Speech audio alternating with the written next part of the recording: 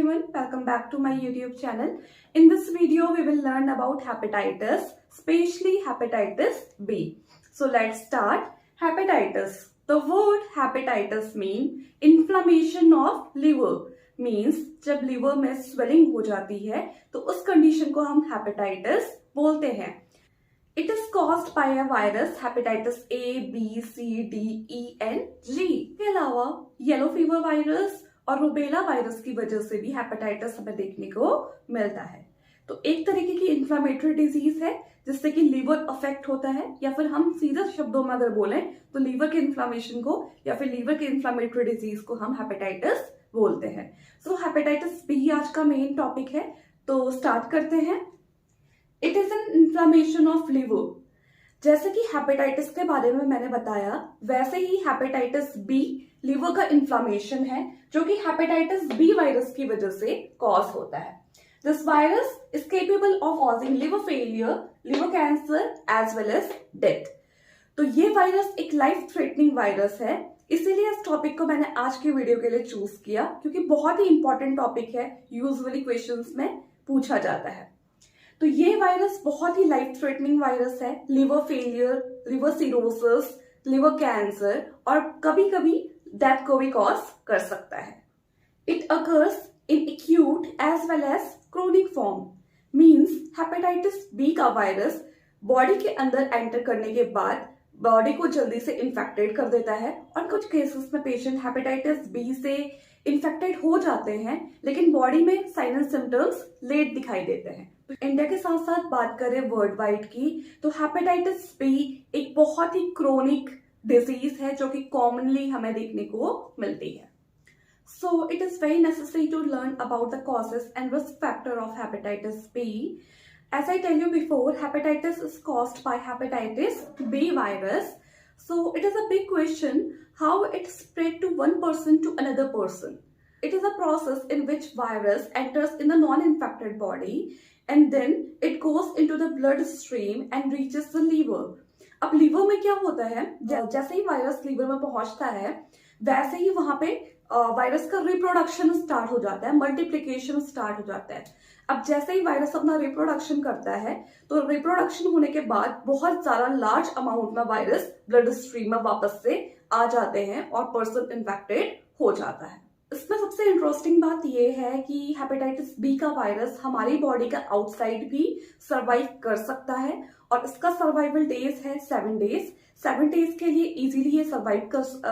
Easily body के outside survive कर सकता है और इतना केपेबल है कि विद इन 7 डेज अगर इसे कोई भी बॉडी मिलती है तो ये बॉडी में मल्टीप्लिकेशन की प्रोसेस, रिप्रोडक्शन की प्रोसेस करके डिजीज को ब्लीड कर सकता है. कि मैंने अभी बताया कि हेपेटाइटिस बी हमें ब्लड स्ट्रीम में देखने को मिलता है, तो हेपेटाइटिस बी का स्प्रेड रेट ब्लड की वजह से बहुत ज्यादा हायर है. मींस अगर हम किसी इन्फेक्टेड पेशेंट के ब्लड के कांटेक्ट में आते हैं तो हेपेटाइटिस बी हो सकता है.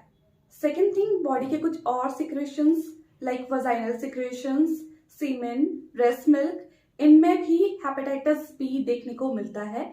लेकिन ब्लड के according breast milk, vaginal secretion और सीमेन में इसका कंसंट्रेशन थोड़ा सा लो होता है. कॉजेस स्टार्ट करने से पहले मैं एक बात क्लियर कर दूं कि बहुत लोगों का कहना होता है कि tears, stool, urine, saliva, sputum के कांटेक्ट में आने से भी हेपेटाइटिस बी हो जाता है.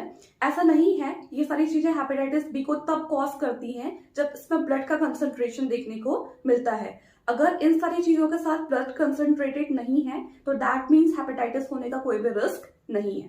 So let's start the causes. The first one is sexual contact with an infected person, sexual contact with multiple partners, homosexual contact, blood exposure, sharing toothbrush or like shaving razor, shaving material, razor, infected mother to newborn child or infant. It is very necessary to learn.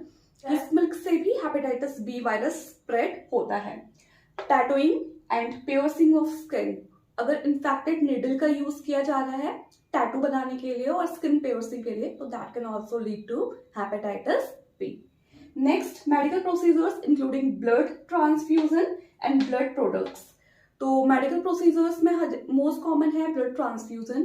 अगर किसी infected person का blood अगर हम transfuse कर देते हैं किसी normal person को, बहुत ज्यादा रिस्क होते हैं हेपेटाइटिस बी वायरस स्प्रेड होने के, एज वेल एज कुछ ब्लड प्रोडक्ट्स के कांटेक्ट में आने से भी स्पेशली मेडिकोज को, हेल्थ पर्सनल्स को हेपेटाइटिस होने का रिस्क बढ़ जाता है। To be very clear, hepatitis handshake करने से, फूड शेयर करने से, एक साथ बैठने से, हग करने से ट्रांसमिट नहीं होता है। Let's talk about the pathophysiology of hepatitis B. Virus got access to bloodstream by mucous membrane or through break in skin. तो कभी भी बॉडी में वायरस जब एंटर करता है तो वो म्यूकस मेम्ब्रेन से एंटर करता है, या फिर बॉडी में कोई भी वुंड है, कट है, तो उस वुंड या कट से भी वायरस बॉडी के अंदर एंटर कर सकता है। After that reach to liver and replicate with an incubation period of 4 weeks to 6 months.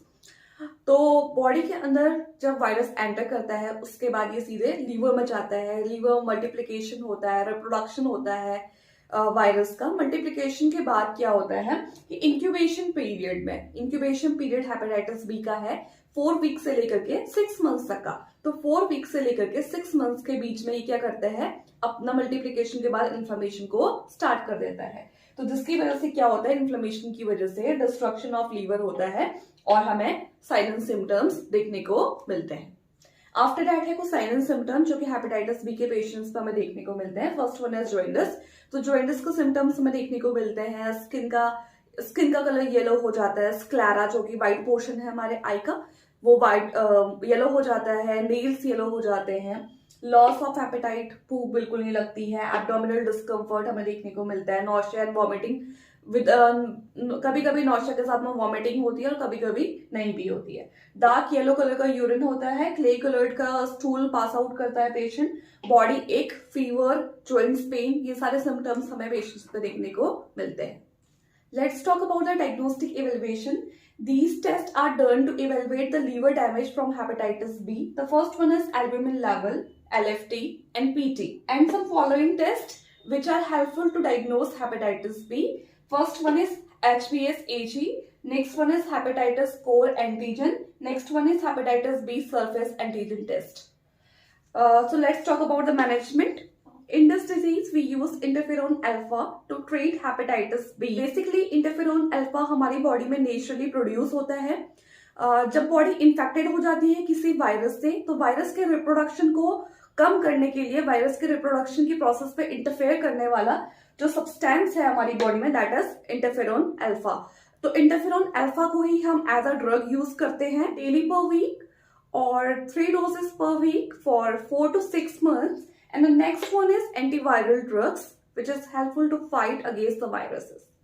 Next one is preventions. तो प्रिवेंशन बहुत इंपॉर्टेंट है। हेपेटाइटिस बी की वैक्सीन हमें प्रिवेंट करती है हेपेटाइटिस इन्फेक्शन होने से, हेपेटाइटिस बी वायरस से हमें प्रिवेंट करती है।